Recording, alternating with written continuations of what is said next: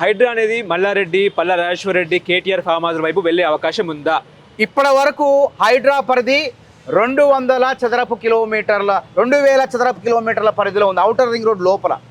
ఒకవేళ ప్రజలందరూ కూడా ఖమ్మం రావాలంటున్నారు, వరంగల్ నగరంలో కూడా అక్రమాలు ఉన్నాయంటున్నారు, ప్రతి జిల్లా కేంద్రంలో కూడా రావాలంటున్నారు, గ్రామాల్లో రావాలన్నారు. కాబట్టి ఈ పరిధి విస్తరిస్తే తప్పకుండా కేటీఆర్ గారు ఫామ్ హౌస్ కూలుతుంది, మల్లారెడ్డి యూనివర్సిటీ కూలుతుంది, అనురాగ్ విశ్వవిద్యాలయం కూడా కుప్పగూల్చుడు ఖాయం. ఓకే, ఇప్పుడు హైడ్రా వస్తే ముందు గాంధీ భవన్ వెళ్ళాలి, ఆ తర్వాత రేవంత్ రెడ్డి ఇంటికి వెళ్ళాలి, ఆ తర్వాత మా ఫామ్ హౌస్కి రావాలి. ఇప్పుడు వాళ్ళు తలా లేని మాటలు, సోయి లేని మాటలు మాట్లాడుతున్నారు. గాంధీ భవన్ ఎక్కడున్నది, ఇవి వాళ్ళ బిల్డింగ్లు ఎక్కడున్నాయి? జిహెచ్ఎంసీ ఆఫీస్ గుర్తుపెట్టుకోండి, లాభాపేక్ష లేకుండా ప్రజలందరికీ సేవ చేసేవి ప్రభుత్వ కార్యాలయాలు. ఆ ప్రభుత్వ కార్యాలయాలు కూడా నిర్మించేటప్పుడు కూడా ఆ జోన్లలో, ఆ పరిధిలో నిర్మిస్తే అనేక రకాల అనుమతులు తీసుకుంటాయి, పర్యావరణానికి ముప్పు వాటిల్లకుండా. సెక్రటరేట్ నిర్మించేటప్పుడు కూడా అన్ని అనుమతులు తీసుకొని నిర్మించారు.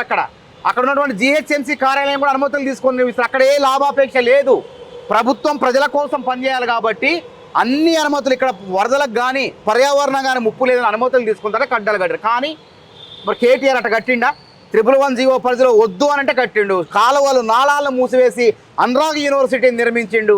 మరి పల్లా రాజేశ్వర రెడ్డి, మల్లారెడ్డి ఇక నేనే అధికారంలో ఉంటా కదా అని చెప్పి యథేచ్ఛగా అక్రమాలకు పాల్పడి తన యూనివర్సిటీ నిర్మించుకున్నాడు. దాని లాభాపేక్ష ఉంది, వ్యాపారం జరుగుతుంది. ఇక్కడ వ్యాపారాలు జరగట్లే, ప్రజల కోసం, సంక్షేమం కోసం ఇక్కడ వ్యవస్థలు పనిచేస్తాయి.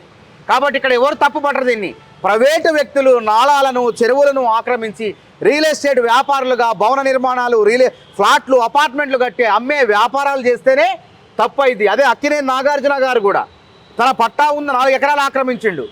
ఆక్రమించిన భూమిలో కూడా ఆయన వ్యవసాయం చేస్తే అందంగా చందంగా ఒక చట్ట ప్రకారం ఉండేదే.